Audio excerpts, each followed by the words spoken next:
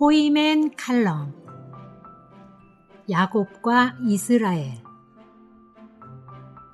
오늘은 창세기에 나오는 야곱에 대해서 알아보도록 하겠습니다. 구약에서 철저하게 하나님의 다루심을 받은 대표적인 인물이 야곱입니다. 하나님은 야곱을 변화시키기 위해 끊임없이 환경을 주셨습니다. 야곱은 쌍둥이 형인 에서가 자기를 죽이려고 했기 때문에 어쩔 수 없이 사랑하는 어머니 곁을 떠나야 했습니다. 에서를 피해 도망간 곳이 하란에 있는 에삼촌의 집이었는데 거기에서는 에서보다 더 간교한 라반이 기다리고 있었습니다. 야곱은 에삼촌 집에서 제일 먼저 만난 둘째 딸 라헬을 사랑했기 때문에 에삼촌 라반을 위해서 무봇으로 7년을 일했습니다. 에삼촌 라반은 결혼식 날 약속을 어기고 라헬 대신 언니 레아를 야곱에게 주었습니다. 일주일 후에 라헬도 주었는데 라반은 추가로 7년을 무봇으로 일하게 했습니다. 라반은 라헬을 사랑하는 야곱의 약점을 이용하여 14년간이나 삭슬 주지 않고 조카인 야곱을 부려먹었습니다. 이 어떠한 속임수입니까? 하나님은 4명의 여인들, 즉 레아, 라헬, 비라, 실바를 통하여 야곱을 다루셨습니다. 야곱을 둘러싸고 있는 모든 사람들이 야곱의 변화를 돕는 조력자들이었습니다. 20년이 지났을 때 야곱은 에삼촌 몰래 도망가다시피 에삼촌 집을 떠났습니다. 야곱은 라반을 피해 떠났으나 고향으로 돌아가게 되면 필연적으로 만나게 될 에서가 두려웠습니다. 그래서 야곱은 야복강에서 밤새도록 어떤 사람과 씨름하였습니다. 여기서 어떤 사람은 여호와의 천사이신 그리스도였습니다. 주님은 사람으로 오셔서 야곱과 씨름하심으로써 야곱의 엉덩이뼈로 상징된 야곱의 타고난 힘을 다루셨습니다. 주님과 야곱의 씨름은 밤새도록 계속되었는데 이것은 야곱이 얼마나 자아가 강한 사람인가를 보여주는 것이었습니다. 그때 여호와의 천사는 그 이름을 이스라엘로 바꾸어 주셨습니다. 이스라엘이라는 이름은 하나님과 겨루어 이겼다는 뜻입니다. 야곱의 이름이 이스라엘로 바뀐 것은 하나님께서 결국 야곱을 변화시킨다는 것을 가리킵니다. 그리고 나서 야곱은 에서를 만나게 되었습니다. 그때 그는 내가 주인님의 얼굴을 뵌 것이 마치 하나님의 얼굴을 뵌 것 같습니다라고 말하였습니다. 회복력. 개역 개정판은 내가 형님의 얼굴을 배운즉 하나님의 얼굴을 본 것 같사오며 라고 말했습니다.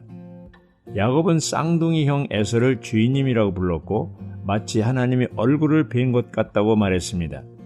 인간적으로 본다면 형에게 아부하는 것처럼 생각할 수 있지만 이것은 내적으로 변화된 야곱의 어떠함을 보여주는 것입니다. 에서가 하나님 같다는 것이 아니라 야곱의 눈이 바뀐 것을 의미하는 것입니다. 우리가 변화받았다면 다른 사람들을 볼 때 하나님같이 보일 것입니다. 도둑의 눈에는 사람들이 도둑같이 보인다는 말이 있습니다. 변화된 야곱의 12아들들은 12지파가 되었고 이스라엘의 이름은 이스라엘 나라가 되었습니다. 계시록 21장 12절은 새 예루살렘성의 12문에 12지파의 이름이 새겨져 있다고 했습니다. 어떤 면에서 우리들 모두는 야곱과 같은 사람들이라고 할 수 있습니다.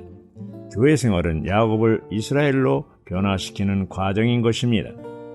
하나님은 우리를 창세전에 그리스도 안에서 택하셨으며 시간 안에서 우리를 부르시고 교회 안에 넣으셔서 다루고 계시는 것입니다.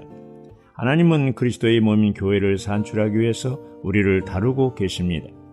우리는 그분의 다루시는 손길 아래서 결코 빠져나올 수가 없습니다. 아무리 발버둥 쳐도 그분에게서 벗어날 수가 없는 것입니다.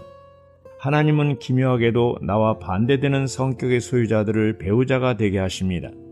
급한 성격의 소유자들에게는 느린 사람을 붙여주십니다. 우리는 내 맘에 드는 사람을 원하지만 하나님은 오히려 우리를 괴롭히고 들춰내는 사람을 붙여주십니다. 어떤 의미에서 교회 안의 지체들은 서로가 훈련 조교들이라고 해도 과언이 아닙니다. 우리는 멀리 있는 사람과는 문제가 없습니다. 그러나 가까이 있는 지체들과 문제가 생기기 마련입니다. 왜냐하면 가까이 있는 지체들이 우리를 변화시키는 훈련 조교들이기 때문입니다. 교회 생활을 통하여 하나님 우리를 다루시고 변화시키고 계십니다. 우리는 어떤 때 저 사람만 없으면 교회 생활을 잘할 수 있을 텐데 라고 생각하는 경향이 있습니다. 그런데 하나님은 우리를 변화시키기 위해서 그 사람을 곁에 두셨다는 사실을 잊어서는 안 됩니다. 야곱이 에서를 피해 에삼촌 집으로 갔지만 거기에 한 수 우인 라반이 기다리고 있었듯이 우리가 어떤 환경을 피해서 다른 곳으로 간다고 해서 해결되는 문제가 아닙니다. 모든 환경, 모든 사람을 통하여 하나님은 우리를 다루고 계십니다. 다루심의 결과 하나님은 우리를 그리스도와 같은 형상으로 변화시키는 것입니다. 부부 사이에 혹은 지체들로 인하여 문제가 생길 때마다 우리는 괴로움을 당하지만 그런 문제들은 우리를 변화시키기 위하여 주님이 주신 안배인 것입니다. 바울은 로마서 8장 28절에서 모든 것이 협력하여 선을 이루신다고 하셨습니다. 선을 이루신다는 것은 29절에서 그분이 아들과 같은 형상을 이루는 것을 의미합니다. 우리가 환경을 통과하고 나면 하나님의 주권적인 안배가 있었다는 것을 알게 됩니다. 환경은 우리를 변화시키는 도구입니다. 환경은 우리를 축복하시기 위한 하나님의 안배입니다. 그래서 바울은 어떤 환경이 와도 낙심하지 않고 오히려 기뻐한다고 했습니다. 그런데 우리는 환경이 올 때 어떻게 받아들이고 있습니까? 어떤 사람들은 환경을 탓하고 낙심하기도 합니다. 우리가 살다 보면 좋은 환경, 나쁜 환경에 직면하게 됩니다. 어쩌면 우리는 나쁜 환경보다 좋은 환경을 선호할지도 모릅니다. 그러나 하나님은 우리에게 좋은 환경만을 주시지 않습니다. 하나님은 좋은 환경과 나쁜 환경을 번갈아 주시면서 우리를 다루고 계십니다. 우리는 나쁜 환경이 오면 그 환경이 빨리 바뀌기를 바라지만 하나님은 우리가 변화되기를 바라십니다. 따라서 하나님이 우리에게 안배하시는 환경은 우리를 변화시키기 위한 도구인 것입니다. 그래서 바울은 감옥에 갇혀 있어도 기뻐할 수가 있었습니다. 바울은 어떤 환경에도 낙심하지 않는다고 간증했습니다. 겉사람이 썩어져 가고 있어도 속사람은 나날이 새로워지고 있기 때문입니다. 니영재님은 체험을 통하여 좋은 환경이 좋은 것이 아니고 나쁜 환경이 나쁜 것이 아니라고 간증하였습니다. 결국 우리는 교회 안에서 변화되어 영광스러운 교회로 건축될 것입니다.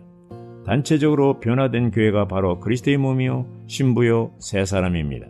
주님이 다시 오실 때 교회 안에서 이기는 이들은 대환란전의 3층 천으로 휴거될 것입니다. 3층 천에서 공중으로 내려와 심판을 받고 결혼식에 참여하고 아마겟돈으로 신혼여행을 갈 것입니다. 이어서 천년왕국 안에서 그리스도와 함께 공동왕으로서 다스릴 것입니다.